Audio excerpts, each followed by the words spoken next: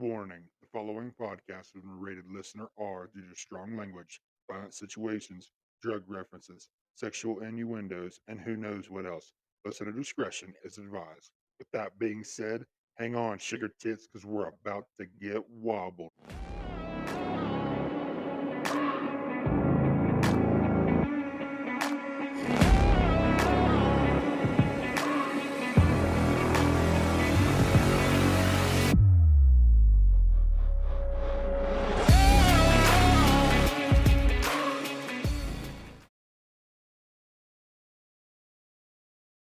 What is going on, guys? Clayton Wobble Elliott back again. This isn't really going to be a full episode. It may be if I babble on long enough, but I just wanted to put something out. I'm actually testing something a little different. I'm going to test this out because I want to see if this is going to work for my rendezvous that we go on. This year, our big summer event is in Cleveland. And I'm just testing this out because I can't, for some reason, use the app that I use to record my podcast. It doesn't recognize that my microphone is on, and it wants to use the phone speaker.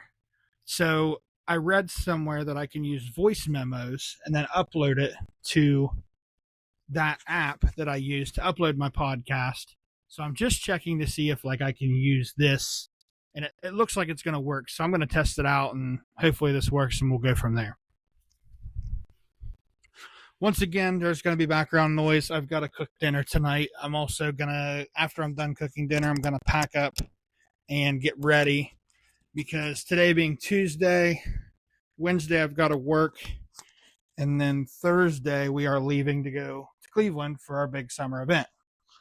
So I'm kind of just trying to get things situated, and I'm not saying I wasn't ready to do this as a podcast topic, because I really wanted to put it out so that way people kind of know as well, but at the same time it's not like a necessity that I have to talk about this topic, I guess. But like I said, this is just going to be a filler episode. I'm hoping to get a few interviews at Rendezvous from different people. I've already got one lined up with Mocktail. I'll give you guys a heads up on that one. She is a patch member through the Cambridge chapter, and I wanted to kind of interview her to get a little bit of perspective that's a little bit different than what you guys have been hearing in previous episodes. I don't know where my mic's even at. I'm probably having a hard time hearing me. But I wanted to get her perspective on everything, and even public safety too. And then I also want to see if I can interview other people that are there. Sometimes it's kind of difficult because you don't really know. I mean, you know who you're talking to and you know your audience, but a lot of people, they get nervous because they don't know what to talk about or something like that, So I kind of understand that to a point too. But the topic of today's is going to be, it's not like a happy topic. It's not something that's people are going to be looking forward to hearing. I don't think. Some people might be, just because of the backstory. I kind of hinted at it in the last podcast episode. Unfortunately, the bulldog that I had for 10 years, he was actually coming up on his 11th birthday. We ended up having to put him down a few weeks ago. It was very unfortunate. He was my best friend. But I'm going to use this episode for those of you who didn't know my bulldog or never got to see him or meet him. I just kind of want to relive some memories and stuff, just to fill the void, I guess. I sit here in the living room, and it's kind of difficult sometimes because I still have Goose. We still have another dog, and we still have a cat as well. But it is also very different. I listened back to some of the old podcasts where he would bark in the background, or the time where he hit his necklace. I call it his necklace. It would be his collar. But when he hit his necklace off the bowl and it would make a bang sound or something, and I would yell at him, you miss those things. I don't get those anymore. There was so much white dog hair for such a long time, and then all of a sudden it just stopped. But I want to just kind of fill everybody in for those that didn't know him, and just for, I guess, a podcast topic. I guess it may not be the best episode yet, but So my bulldog's name was Cooter, and that was like a conversation starter to begin with. A lot of people thought that was really funny. I got him when I was in high school. My mom knew somebody that had him as a puppy, and the joke was that the lady said she would trade me the dog if I built her an entertainment stand back when I was in high school. And I remember, like, I thought that was the funniest thing ever. I thought that, this lady was willing to trade me a dog just for an entertainment stand. So I built her an entertainment stand, and mom told me years later that no, like, there was a lot more that went into just the entertainment stand. Like, she had to actually pay the money for the dog, but I got him. He was just as new of a puppy as you could give somebody while being weaned away from their mother. Like, I still have pictures of him being really, really tiny and small. The first picture I have is bringing him home in the car. And I treated him like fucking gold, man. When he was a puppy, he didn't walk anywhere. I carried him everywhere with me. He was just my best friend.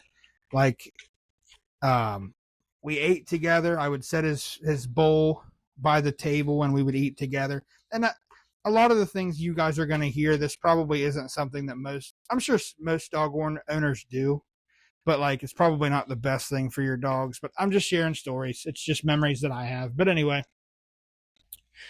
like, he was a great dog. We always laid on the couch together. He slept in my bed more times than he slept in his own bed. Growing up and going through high school, like, I feel like most teenagers, like, there was a lot of high school drama bullshit, and my dog's seen a lot of it. Like, I made a post when he passed away. Like, my bulldog has seen me at the most happy times of my life, and he's seen the worst times of my life. He's seen everything. There's nothing that I could have hidden from that bulldog because he's been through it all, seen it all. But so going through my high school years, basically, I mean, there's not too much to report on.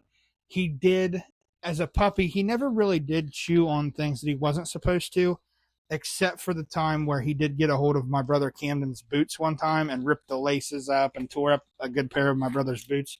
But he was just a puppy, and it was kind of my fault because I had let him into my room where he, had access to things where he shouldn't have been chewing up, and kind of ruined a pair of my brother's boots. I do remember that. But for the most part after that, he never really chewed on anything that he wasn't supposed to, as long as it wasn't something that, like, you teased him with. And I'll explain that more later. But he was great. I had him through high school.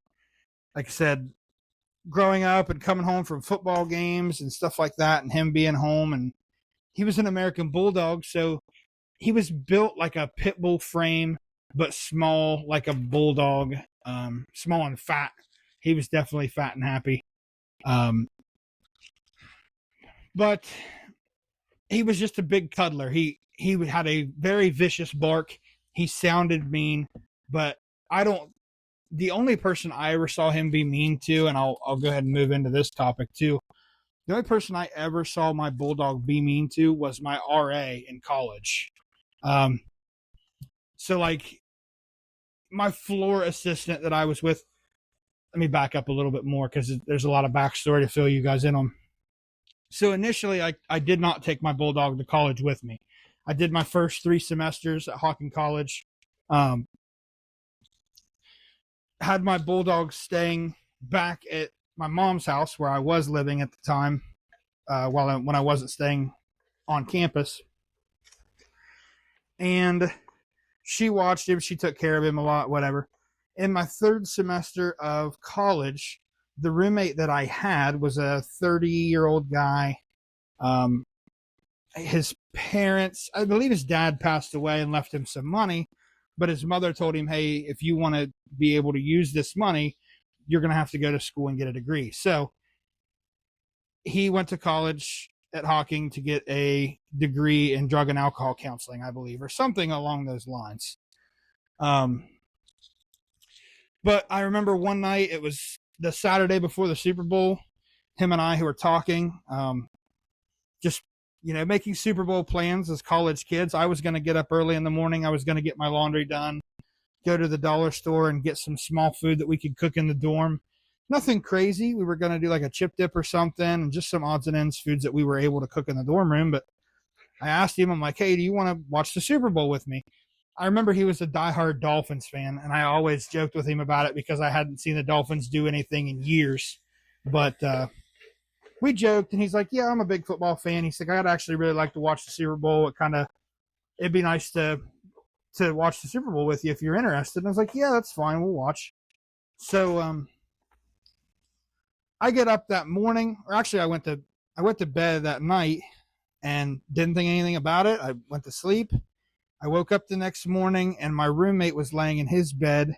And I knew something was off to begin with because my roommate that I had snored like a freight train. He snored really bad.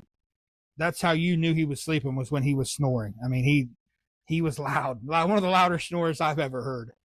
But I woke up that morning and I realized he wasn't snoring. And I'm like, that's kind of strange. Like, he always snores, but it never really kept me awake. So it didn't really wake me up, or I noticed anything different when I realized he wasn't snoring. But when I did wake up and realize he wasn't snoring, and I saw that his face was blue, and also his hand was in an awkward position, and his hand was blue, I'm like, something's definitely wrong. So I tried to shake him and wake him up. He didn't wake up. I called campus PD, and I'm like, hey, I think you need to come check on this guy because he is, like, I feel like he's not doing well at all. I can't wake him up. He's blue. Campus PD came in. They started doing chest compressions. This was way before I got on the fire department, so I didn't know what to do. Never seen anything like this before in my life. So PD's doing chest compressions. They call for a squad. Squad comes and picks him up, takes him out. And then this is kind of like the funny part of the story. So I don't know what the fuck's going on at this point. Like, I know that my roommate's in bad shape, and they're letting me sit in my dorm room and kind of just watch all this. So I'm watching them do chest compressions on him. I'm just kind of staying out of the way of all the medical personnel and everybody coming in. They take my roommate out on a stretcher, and then my door closes, and I'm like, holy shit, like, what the fuck happened? I'm now processing all this, and I'm like, okay, this is fucking wild. Like, I can't believe this just happened. And I guarantee, like, I want to say 5 minutes or something had went by, probably longer than that, because I remember looking out the window and watching the gurney get unloaded at the bottom of the stairs, them still doing chest compressions, loading him up in the ambulance. And I felt like it had taken them a long time to get, when they got him in the ambulance, I figured, like, they're going to want to take off pretty quickly. And my memory is bad from that point in time. I'm saying what I think I remember. I don't think I remember seeing them leave in a hurry, so he may have been dead for a while. I don't really remember. It's hard to tell, and I don't want to speculate and say that they were doing chest compressions in front of me, but after a while they weren't, because I kind of know how the medical side kind of works. If a guy's been dead for hours and he's got rigor set in, like, you make it look good, but at the same time, like, if he's gone, he's gone. But anyway, neither here nor there. They load him up with the squad. They do take him to the hospital. Then finally somebody comes up knocking on my door, and it's the campus PD, and they're like, hey, we would like if you would come down to, like, the little station down here. We need a statement from you, kind of what you saw, kind of, whatever. So I'm like, yeah, sure, that's fine, whatever, no big deal. I'll be glad to come down. I was gonna do my laundry and, like I said, go to the grocery store and stuff like that, and I just hadn't really. That was the first thing I saw when I woke up, so I didn't know what to do. I didn't go do anything yet, so I went to, like, go with a police officer or whatever, and they didn't have any room for me to sit up front, so I remember sitting in the back of the cop car on the way over to the campus PD station, and in my head I'm like, wow, this is crazy. I've never sat in the back of a cop car before. Like, it is kind of weird being the situation that it was. But at the same time, I was like, this is crazy. That this is the story I get to tell people of my first ever time being in the back of a police car. Wasn't handcuffed, but still, I'm like, this is kind of weird. Like, I didn't even do anything wrong here. Well, come to find out, like, as they're asking me like questions and stuff like that. They're bringing in a therapist on site to talk to me. And it did feel kind of like I was being interrogated a little bit. And I was originally like, yeah, I'll tell you everything I needed, which I did. The entire time I told them everything that I had known about my roommate passing away. There was nothing unusual to happen. He did drink alcohol, but he was 30 years old. I thought you could. Maybe there's a policy that you can't bring alcohol onto campus property. I don't know. I didn't read up on it because I wasn't a drinker in college. It just wasn't for me. If I was going to drink, I would go out to a bar or something, have a beer or two, or I don't even think I was old enough to drink while I was in college. But anyway, like I was just who I was. I thought everything was okay. Nothing seemed odd. Nothing seemed out of place. I remember him going to bed. I went to bed. I woke up. He was dead. That's all I could tell you. But they were asking a billion other questions. And I'm like, I don't fucking know. I'm just telling you what I do know. And it did. It felt like an interrogation for a little while. And I'm like, this is really fucking weird. Should I get a lawyer? Like, I feel like I'm being looked at as somebody that fucking knows more that they're putting on. And I don't. Like, I'm fucking telling the truth. Anyway, it takes fucking hours for them to get my statement and for them to talk to whoever the fuck they needed to talk to. I remember sitting in the police station for fucking ever. And I just wanted to go home at that point. I'm like, listen, it's been a long fucking day. I would just like to go home. It's fucking Sunday. Like, I have classes in the morning. So I ended up talking to the therapist on site or whatever. And she's like, what we're going to do is we're going to sign you out of all your classes for next week. You're going to go home for an entire week, spend it with your family, be with them, hang out with them, process this. And then whenever you're ready to come back, you come back. So I was like, okay, whatever. Like, I felt like I was processing it okay. It is what it is. Like, there's nothing that can be changed now, So I called my parents, told them about what happened. They were like, yep, come home. We'll be here for you, whatever you need, blah, blah, blah, whatever. So I end up coming home, watched the Super Bowl, and just kind of chilled a little bit. Like, it didn't really bother me too much. Like, I'm sure some parts did, and I wish that I could have done more, but I knew that I did everything I could. But, like, that's pretty much how it went. So, anyway, I take that week off. That week was kind of blurry. I do remember on the ride home, I got stopped by a police officer in McConnellsville because, and I'm going to say this now, but I was driving through back to so I live like an hour and a half, maybe 2 hours from my college. I was going through this little town, and then all of a sudden I realized the light had turned yellow and my mind was elsewhere and I wasn't paying attention. So I tried to gun it in my car and I watched the light turn red, but it was too late and I couldn't stop. So I went through the light. The cop pulled me over. He's like, I can't believe, like, you just ran the fuck out of that red light, blah, blah, blah, whatever. Well, my first thought was, okay, well, I'm just going to blame it on the situation that has happened. So I told the officer, I'm like, hey, listen, I'm sorry. Like, my mind's not really in it. My roommate just died at the college. They're sending me home for a week. I'm just trying to fucking figure this shit out. And I'm sorry. I had a lot on my mind. Wasn't paying attention to the light. So he wanted like my student ID and this and that. And he's like, so if I call the college, everything you're saying is going to be true, right? And I'm like, yeah, you can call them up. Like, I'm not lying to nobody. So he goes back and it's taken forever. And I'm like, man, he's writing me a fucking ticket for sure, because it's taken too long. I know how that game's played. So I'm waiting and I'm waiting and I'm waiting. And he finally comes back and he just brings me my student ID. And he said, you're lucky. He said, I called the college. He said, they vouched for you. He said, I am very sorry for your loss. But he said, you've got to pay attention to what you're doing. I don't want you to hurt anybody. You've got like another 45 minutes of driving. Like, you need to get there safely, obviously. And I'm like, yes, sir. I appreciate the break, whatever, blah, blah, blah. And he let me go, and I was super thankful for it. And I was a lot more cautious on the way home. But so anyway, I take that week off of work, or off of college. I go back and, like, just trying to get back into the swing of things. They had moved me out of that dorm room, but they're like, we want you out of that dorm room so that way there's no attachment or whatever. So they pulled me out of the dorm room. I was able to pack up my clothes and the rest of my shit, get it all out of the dorm room, stuff like that. I went to another dorm room with another guy that I wasn't really like huge friends with. It was really awkward because like it's already weird meeting new people anyways at the beginning of the semester, but I feel like you kind of get a grasp from somebody before your classes start and you can kind of tell whether you're going to get along with your roommate or not. And I knew from the get, like, this roommate just wasn't for me. He was the kind of guy that stayed up until 4 o'clock in the morning, smoking his vape with a fucking grocery bag over top of the fire or smoke detector so that way he wouldn't get caught, and having friends over all the time. And it just, that wasn't how I went to college. I went to college and didn't fuck off. So I really didn't have a great college experience of partying and shit because I just didn't do it. Anyway, I called my mom up.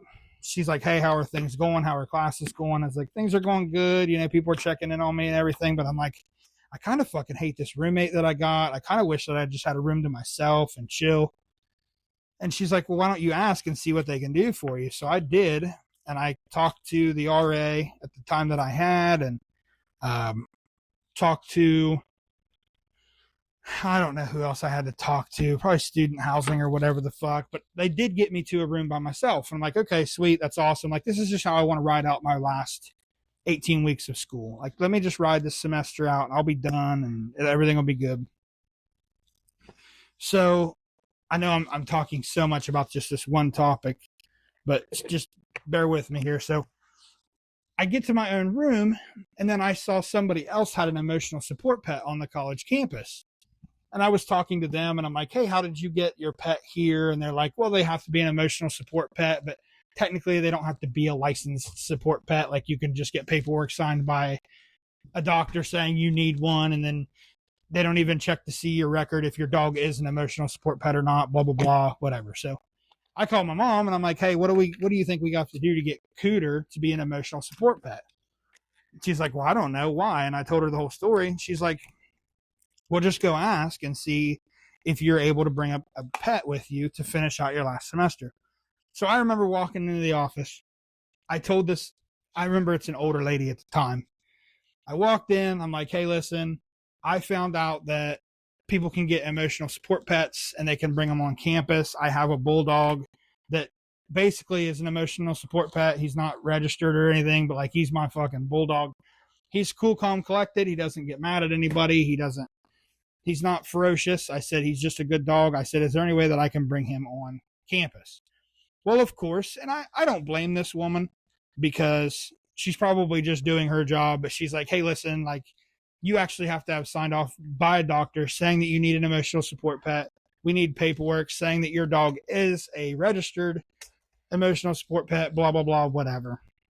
So I called my mom back and I'm like, hey, I fucking tried. They shot me down. It is what it is. I'll just ride this out. And I remember this conversation so well because mom's like, who did you talk to? And I told her the name of the lady and I told her the department she was in. She's like, well, just give me a couple minutes and let me try. 15 minutes later, mom calls me back and she goes, next time you come home, you're taking your dog to your college dorm room with you. And I'm like, okay. And I never did hear how that conversation went. But she said she had it all covered, and I thought it was cool as shit that I could take my bulldog. So the next time I go home, I grab my bulldog, his harness and everything, and I get to take him to the dorm with me, and he gets to spend the next fucking however long, the last semester that I have with me in the dorm. And I thought that was cool as shit. I took him to different classes. I'd stop in the cafeteria and get him snacks like blueberries and yogurt and fucking other dog treats or other fucking pieces of chicken or whatever else I would feed him at the time. But like, it was amazing to have him with me. They had me on the 4th floor, I believe. So when I wanted to let him out, the fire exit was on the 4th floor. And I found a way that you could open the fire door without the fire alarm going off. People would go outside and smoke joints and shit all the fucking time back when I lived on the 4th floor. So I knew you could open that door without the fire alarm going off. I just didn't know how. But I found out that you could do it and you couldn't let it shut because then you'd have to go all the way back down to the 1st floor and come back up to the 4th floor in the elevator. So I just put a rock there so the door didn't shut, and then whatever. I would let him outside and do everything that I needed to do. But so I do all that, but my whole point, I think, when I come around to this, there's 2 points that I wanted to bring up. So my bulldog was never mad with anybody except for my RA. So I'd be walking my dog down the hallway, and he would let everybody pet him. Cootie Bug loved everybody. He would let people pet on him and love him. But when I walked up through and to my RA, Cooter would growl at him. And I'm like, man, there's one person that I need you to fucking be cool with, and it's the person that's in charge of the whole fucking floor. Like, just let this guy fucking pet you. He's cool. But the guy would reach down to pet the dog, and Cooter would growl and kind of hunch. And I know they say that dogs are good judges of character, which I to this day still believe is very true, because I'm not a huge fan of my RA, or wasn't back then. But like, it was just, I needed him to be cool with one fucking guy, and he just couldn't be. But my RA never really said too much. He stayed out of my way, I stayed out of his way, so never really clashed much. But basically, everything went good. There was another encounter with a foreign exchange student. Penda was this girl's name. Amazing girl, very smart. She's working construction now, doing fucking way better than I fucking am. But I remember her in one of my computer classes for construction. I think we were doing like estimating or something like that. So, and I didn't think anything about it. Like, people normally, they see a dog and they're like, hey, what's your dog's name? Can I pet your dog? And then they fall in love with the dog. So I bring my bulldog into this computer class, and this girl freaks out. Like, I've seen people that are kind of scared of pets or whatever, but like, she jumps on top of this chair and is standing on the chair looking down at him like he's going to kill her. And I told her, I'm like, hey, listen, he's super fucking cool. And she goes, no, you just have to understand, like, we don't do dogs. We don't like dogs. She said, where I come from, dogs are like the low of the low. Like, that's just how people treat dogs. They're not pets to us. And I said, listen, I remember at the time she had plain chicken, or I had plain chicken wings, and I had gotten a sauce on the side to dip them in. So I gave her the chicken wing, and I said, all you got to do is hold your hand out and give him this chicken wing. And I said, he will be your best friend for life. Like, there is no ifs, ands, or buts. He will fucking love you. And all you got to do is feed him this chicken wing. She's like, are you sure? I really don't know. And I said, Penda, he's cool as fuck. I said, I promise. He is food driven. So I remember her still standing on her chair, reaching the chicken wing out, and me just assuming, I thought she would take the chicken off the bone and feed it to him. I remember she handed him the chicken wing, bone and all. He reached up to grab it. She let it go before it hit his mouth because she was so scared he was going to bite her. The chicken wing hit the carpeted floor. Cooter walked over, grabbed it, chomp, chomp, chomp. Everything was gone. And I'm like, oh, fuck. Like, now I've got to watch to see if that chicken bone's going to come out. But, like, maybe we're building a rapport here. So she thought it was funny that he only ate it in 2 or 3 bites. And I told her, I'm like, hey, if you could peel the chicken off the bone next time, that would be cool. But like, yeah, that's just how he is. He likes food. He's very food driven. So he didn't leave her fucking side that whole class. She talked to him and petted him a little bit, and like was taking pictures of him and sending him home to her family and friends, because she's like, they're never going to believe this, blah, blah, blah. And I had that class once a week. And every week, it was on Thursday, I think, maybe. Every Thursday, she would bring in a styrofoam bowl full of chicken wings. And she would expect the dog to be there. And she would love on him and pet on him, and she would feed him chicken. And that's how they got to be so close. And that was just the kind of dog Cooter was. Cooter didn't know any enemies. He just was loving of everybody. Penda would even message me, like, we were friends on Snapchat, and that was normally our talking point was, how's your job doing? Me talking to her, because I knew she was high up in the construction industries, and she would say, how's your dog doing? But like I said, he was the greatest. So I go through college, I get my degree, and we joked around that Cooter also got his degree because he went to college with me. But everything worked out good there. We come back home. When I got a job outside of college, my mom had moved further north than where we were living at the time. And I kind of wanted something closer back to home because I was looking for a job, and I jumped on the trash company as like a just something to do while I was looking for a construction job or whatever. So when I rented this place, they didn't initially allow dogs. Um, so I had to find something to do with Cooter. So again, Cooter moved north with my mom and stayed with her while I stayed in this house that I was renting. After I had rented from this person for a few years and they got comfortable with me, I'd told them about my bulldog and about college and the whole story, kind of about my dog being like my emotional support pet or whatever. And they agreed that I could bring the bulldog to the house that I was renting. So I was able to finally do that, got the bulldog back to me. And so we lived together in this place. I'm not sure exactly how long I stayed in that place, but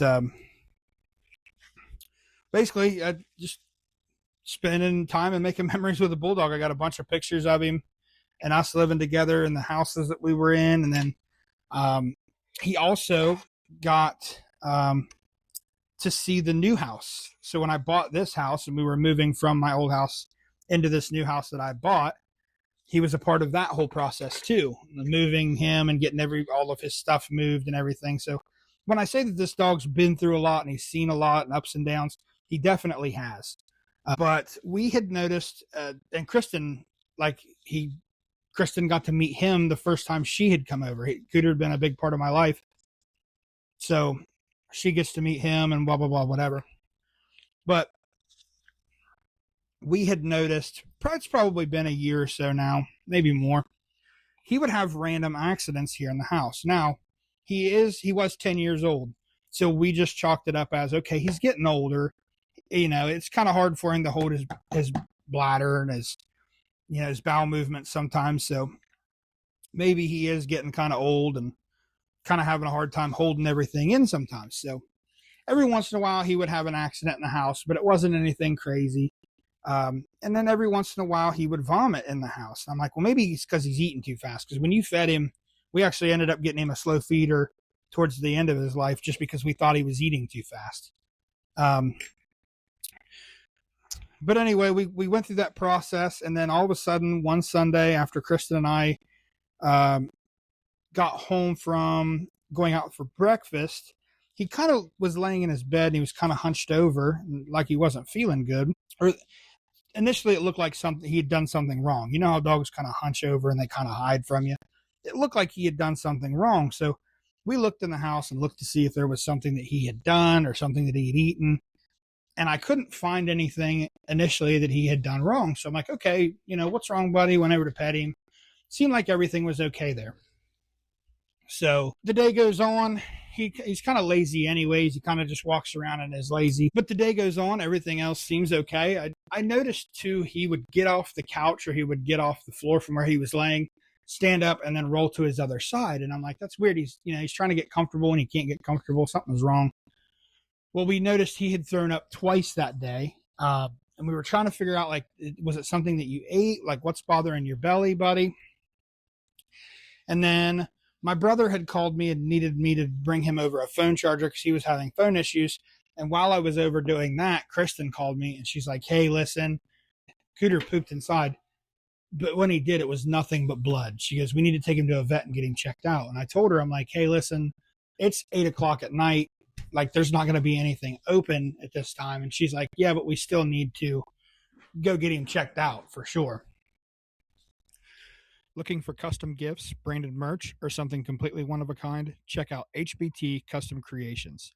HBT Custom Creations specializes in high quality UV DTF wraps and decals, a full color, permanent digital printing process that creates vibrant 3D effects designed for hard surfaces like glass, plastic, metal, and wood. No heat pressing, no cutting, no weeding, just clean professional customization that lasts. They also offer 3D printed items, homemade ink pens turned on a lathe and made to order, fully customizable epoxy tumblers, ready to ship tumblers, custom wood items, and plenty more unique creations. Orders ship anywhere in the US and Canada. You can shop anytime at hbtcustomcreations2019.myshopify.com, and you can also catch her on TikTok Lives at HBT Custom Creations every Saturday and Sunday, 10:30 Eastern Standard. To see products in real time, ask questions in the chat, and learn how to place your order today. Are you planning a graduation party, wedding, birthday, family reunion, or a community event? Make it easy and make it fun with Fun and Done Party and Event Rentals. Servicing Noble and Guernsey County, Ohio, this family owned local business has the essentials that you need for a successful event. They rent 8-foot tables, they rent 60-inch tables, they rent tablecloths for those tables. They rent chairs, pop up canopies, coffee urns, even decorative backdrop arches with fabric options available. If you really want to keep guests entertained, check out their huge selection of yard games. From cornhole and giant Jenga to Giant Connect 4, LED pickleball, Tetris tumble, plastic axe throwing, ladder golf, washer toss, and so much more. They've got fun for all ages and they're expanding their inventory all the time. Pickup is always free and you can schedule delivery for an additional fee. Reach out today at 740-509-0517 via their Facebook page at Fun and Done Party and Event Rentals or email funanddonepартyrentals@gmail.com and make your next event fun and done the easy way. So I go over, drop my stuff off to my brother. Like, hey, listen, I got to go back. Something's wrong with the dog. I'll call you later, whatever. Bye. So I get back to the house and we're trying to draw up a game plan, but our issue is at this time, it's probably 8:30 at night. There's not any vets around us that are going to be open 24/7, like an emergency style vet, whatever. So I'm calling around. I'm trying to find places that'll take us, whatever. The closest place I'm looking at is like Columbus. So that's like a 2.5 hour jog for us. And I'm like, man, that's a long ways away. Like, it's unfortunate, but like, this is just what we're going to have to do. It is what it is. And we ended up finding a place in Canton, which was about the same, maybe a little less distance from us. I called them. I'm like, hey, listen, what's it going to cost us just to be seen tonight? Like, I need to kind of get an idea of what's this going to run me here. And they told me, and I'm not going to discuss prices on the podcast just because I don't want to put bad thoughts in people's heads and different opinions, whatever. But so they told us what it was going to be seen. It wasn't outrageous. We're like, okay, let's load up and let's go. So we put him in the car, drove the hour and a half or however long it was up to the emergency hospital. Luckily, they were able to get us right in, which I was very fortunate for because there were other dogs waiting to get into rooms later on in the night that night. So I'm glad they were able to get us in. They get us into a room. They tell us, hey, listen, we would like to do x-rays and blood work. Here's going to be the cost on that. It was something Kristen and I decided that we needed to do, and this is what we were going to do. So we let them take him back and do the exams and the tests that they wanted to do. So we're waiting, and it takes about an hour for them to run all these tests that they want to run. He had pancreatitis, is what they had told us. They said there was a blockage in his stomach, but they weren't sure. Could we gas? It could have been something that he had eaten, but they said there was some kind of blockage in the upper stomach, and it was causing some pain and discomfort for him.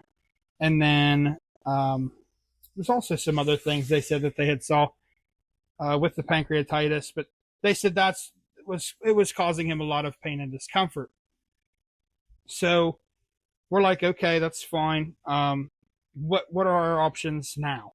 And they're like, okay, well, we'd like to keep him for observation. We'd like to watch him overnight, fill him full of fluids, antibiotics, and just keep an eye on him to see just kind of how things are going. We're like, okay. And she said, well, let me find out how much that's going to be, and I'll come back and talk to you guys. And it is extremely hard.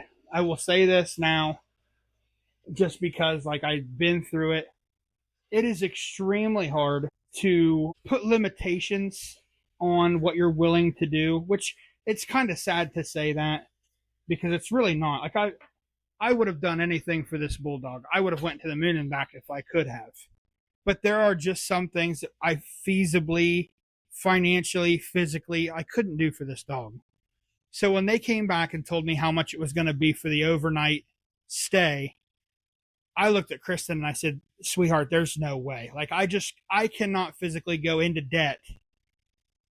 Like they wanted me to apply for credit cards and animal care that you paid off over time, and it's still like, even if it was a reasonable, I can't say reasonable because, like I said, I don't want to be bashing prices, but if it was something that I thought that I could afford, I would have signed up for a credit card and absolutely would have let him stay the night at that hospital. But it was just something that I didn't think I could afford. So I told the vet, hey, listen, I can't. There's no way we can do that. We're going to have to think of something else to do here. So their option was, well, we can fill him full of the fluid, and then we can send him home with you guys, and you guys can keep an eye on him and push the meds yourself. But he needs to eat and drink with the meds because it will just further upset his stomach if he doesn't. So we agree with that. They push the fluid, which takes forever. We finally get him loaded back up in the car. He was leaking a lot of blood, but they said that was because of the fluid that they had pushed. He would be leaking some fluid out. But we got him home. We got him comfortable. We put him in our bedroom where it was nice and cool. We put his water bowl and his food bowl kind of right next to his bed. And you could just tell he was kind of down. He was a little slumpy. But, we took turns kind of watching him and hoping that he was going to do okay. And that was on a Sunday. So Monday, I had to take the day off work. We got up that morning. Actually, at like 2 o'clock in the morning, we heard him like lapping water out of his bowl. I'm like, okay, maybe he's doing better. Like, he didn't eat or drink anything all day Sunday, and now he's trying to drink water. So, like, hey, hopefully we're doing good here. Sunday morning, we wake up, and I have to carry him outside because he's not going to walk anywhere. He definitely couldn't do the steps. So I carried him outside, put him down, and he meandered through the yard a little bit and walked around. I still could tell he wasn't himself. So I bring him back inside, get his paws dried off because it was wet outside. And then we brought his bed out here to the living room, and we tried to get him to drink. We tried to get him to eat. He wouldn't do any of it on his own. So we had to take shredded chicken and rice, mix it together, kind of put some in his mouth, and then put a little splash of water on top of it and kind of get him to swallow all of it together. After doing that for a while, we fed him his first round of medication. He fell asleep. We were hoping he was going to get better, and the situation just didn't get any better through the day. And I told Kristen, I'm like, hey, listen, I think we need to go to your vet just to kind of get a follow-up and see what's going on. At that point in time, I was already basically making my mind up that I needed to do what I had to do for him. I don't think Kristen was quite ready at that point to admit that she was ready, but like, she still was pretty hopeful. But we loaded him up. We got him a vet appointment. We loaded him up, took him to the vet that Kristen's real familiar with. Took him down there. They said, hey, we can run the same tests. We can run the blood work if you'd like. But basically, we're basically probably going to give you the same diagnosis here.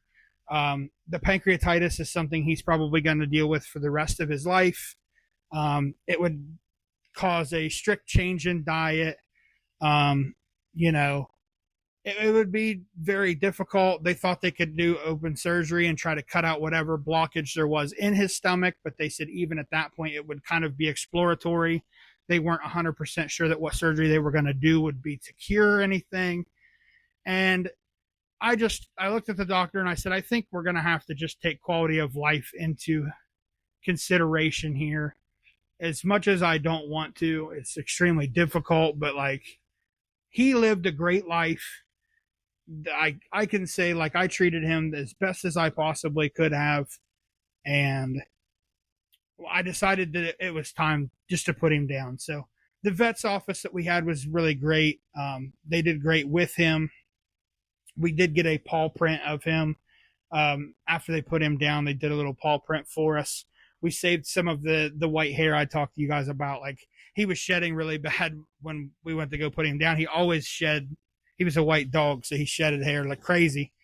So we took some white hair and we kept it and had him cremated through the Humane Society. We paid the extra money to have the Humane Society cremate him on his own. But like I say, he was just my dude, man. And Kristen and I went home that night. Monday night was a struggle. just because like his stuff was still here and we were processing, packing it up and trying to decide who we were going to get everything to. And then Monday we took a nap, like really a depression nap, both of us. We slept for quite a few hours. But Tuesday morning I got up and I was just, in a regular mood and everything. And I know she was still trying to deal with it and everything, but I told her, I'm like, listen, the hard part is behind us. Realistically, everything that we've dealt with him that's been difficult is now behind us. We are going to pick up his body and have his body cremated. We are not picking up the spirit of the dog anymore. Like, this is just in remembrance of him, and I want to do the best way possible. So we picked him up, took him to the Humane Society, and then on the way back, we grabbed Wendy's and we grabbed chicken nuggets. And I want to tell this chicken nugget story because it's one of my favorite stories to tell about my dog. When I was in college, the first little town that I would come to after I would leave my house and go back to the campus was like 5 minutes away. So I would stop and I'd grab like a McDonald's hamburger, a 10-piece nugget, some fries, and a drink, and we would go. And I'd normally go back late at night on Sundays. That way I could be up for class first thing in the morning on Monday mornings, or like, I know it was dark. It might have even been late afternoon, but either way. So I stopped at McDonald's and I got a 10-piece nugget, a sandwich, some fries, and a drink. And I remember I had taken the 10-piece nugget out and I set it in the center console of the car, or on the armrest or whatever. And I went ahead and ate my sandwiches and the fries. And I was going to share the chicken nuggets with the dog, which I always did. If I got a 10-piece nugget, he'd always get one or two of them. Sometimes even more than that. It just depended. But he, while I was eating my stuff, he secretly opened the chicken nugget pack and ate all 10 chicken nuggets without me knowing. So when I got done eating, I reached in the chicken nugget box and it was empty. And I was like, did he dump those chicken nuggets everywhere? What the fuck? Turn the light on and I can see the last one laying in front of him, and I watched him gobble it down. And I'm like, motherfucker, you ate all 10 chicken nuggets. You didn't save a single one for me, and they were for me. They weren't even for you. So ever since then, like, he was the chicken nugget dog. Anytime we got chicken nuggets, he had to have his chicken nugget tax. So on the way home from taking him to the Humane Society, Kristen and I went to Wendy's and we got a 10-piece chicken nugget, and like we did our little toast of chicken nuggets to him and everything. I've got a box for his remains here at the house. I'm still waiting for the Humane Society to call me back about his ashes. I haven't gotten a call back yet, but it would be nice to get them. I know me and my mom we have two boxes that are the same. We're going to split his ashes because she was just as attached to him as I was. And I couldn't imagine how difficult it would have been for my mom getting all these phone calls, and I'm calling her and telling her the updates, and she can't be with the dog because she spent just as much time with him as I did. But I knew it had to be difficult for her too. And it's been tough. Kristen and I talked about the possibility of ever getting another dog. And I've always had animals. I've always had pets growing up. And I do. I absolutely love dogs. I think they're great companions. But I told Kristen at the same time, like, it is difficult, especially with the motorcycle club and wanting to go hang out with friends. It's difficult when you have pets at home because you have to get back to your pets. And I said, if we don't have anything here at the house to take care of, then, there's no obligation anymore. And she agreed with it, but she also grew up in a household full of pets. So I don't think she's ever going to be comfortable not having pets. She had mentioned that she would want to keep pets at the house. But I told her, I said, I'm not ready for a dog right now, a new dog at any point in time right yet. And she respects that. So like, we just have Goose, and I think Goose is okay with it because he loves the attention anyways. And he didn't really play with Cooter too much because, like I said, Cooter was an older bulldog, so he didn't really have much play to him. The videos that I do have of him and I playing are mostly him and I wrestling for like a couple minutes and then him getting tired and then running away from me. But I've got so many videos of him and my grandpa were best friends. And I told my mom too, like kind of when we were putting him down, either the day of or the day after, I said, it does bring me comfort knowing that Cooter is now reunited with my grandfather, because like my grandfather would also watch Cootie Bug if we would go on a family vacation. And Cooter, like, he was just was loving, he was great, but at the same time, my grandpa had him trained that he couldn't leave my grandfather's kitchen because he didn't want the white dog hair in his house, whatever.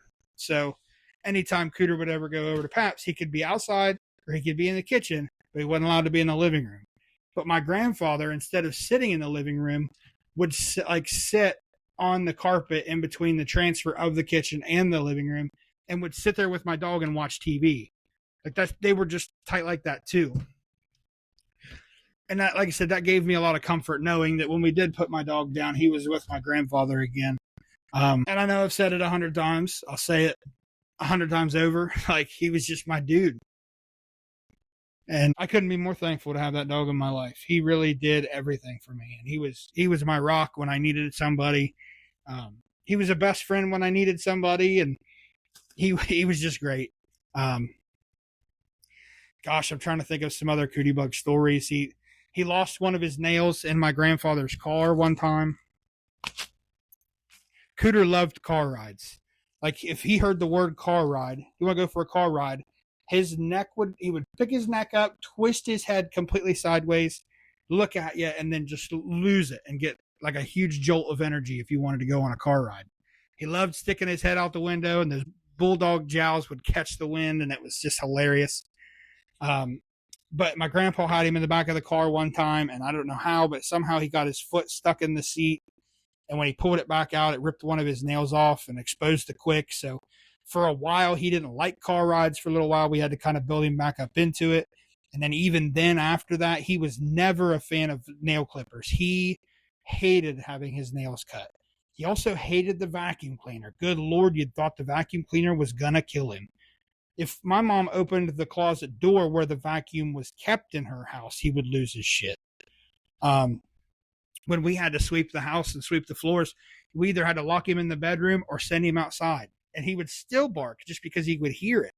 Like, he was not a fan of the vacuum at all. I've got videos of him and I playing at 7 o'clock in the morning at my mom's house when everybody else is asleep. Like, he's just a great dog, and I hate to see him go. I really did, but at the same time, like, again, it does bring me a lot of comfort knowing that he's no longer in any pain. Looking back on it, that the amount of times that he did have accidents inside the house, like, I never knew he was in pain. I just thought that maybe he couldn't hold it, or are you eating too much? What is going on? Why are these things happening? But it just does. It brings me comfort knowing that he's no longer suffering in any pain, and he's always watching over me. Another thing that I put on my Facebook post, and I'll kind of wrap up with this here a little bit. Kristen told Cootie Bug before we put him down, if you're going to haunt us, let us know that you're in the bathtub. Because his favorite place here the last few years was the bathtub. We don't know why. He was never a big fan of the bathtub. He didn't like getting a bath. You had to bribe him with a hot dog or a piece of bologna to get in the bathtub. But I don't know why, if it was just here lately, because it was hot and he liked the bathtub because it was a cooler place to go lay down. But it would be 10 o'clock at night. We would be getting ready for bed, and you would hear him pull the shower curtain back and jump in the bathtub. And you'd hear him laying there for a little bit, and then through the middle of the night, he would get out of the bathtub. But Kristen always said, if you're going to haunt us, let us know that you're in the bathtub. And I'm almost waiting. I haven't heard anything yet, like a soap bottle fall, or hear something like the shower curtain moving or something, but even Goose, when he barks in the middle of the night, it just makes me, it reminds me of him and the times that we had with him. And I don't want this to be a somber podcast. I just wanted people to that didn't know him, get to know him, and maybe wish they would have gotten to know him, I guess. But he really was my best buddy. And I will forever remember Cootie Bug. He will forever be a part of my life. Man, one of the best dogs a guy could have. And I know a lot of people, when they checked up on me after they had saw that I had put him down, some people were like, hey man, we're really sorry. We understand what it's like. It's extremely difficult. Somebody, Corey, I think it was, told me, he's like, man, that's like losing one of your kids. Yeah, that's super tough. and you talk to other people who have been through it too and kind of share those experiences, and it kind of helps you, makes you feel a little bit better that you weren't on an island by yourself, you know. But I hope you guys made it through this episode without any tears. I will admit that I did not. I had to take some pauses, kind of regather myself a little bit, and I know that I'll still have those days, but I just wanted everybody to, like I said, get the chance to know him and trying to get this in as a filler episode. So what I can promise is the next episode will not be a tearjerker. The next episode, I'm hoping, will be an interview from Cleveland from one of the guys or girls that we have in our club. I'm hoping to do a bunch of interviews down there. We'll just kind of see how people are and what they're willing to talk about or do. I know for a fact me and Mocktail have this one set up, so we're going to get ready and do this one. Probably first thing, or try to squeeze it in first, and then maybe talk some of the other guys into sitting down with me, having a cigar and a beer, and just kind of chatting up a little bit. But thank you guys so much for hanging in there with me. Like I said, I know this episode wasn't really the greatest, but it really means a lot to me to get it out. I miss that little fucker, and can't wait to see him again. But till next time, you guys stay wobbled for me.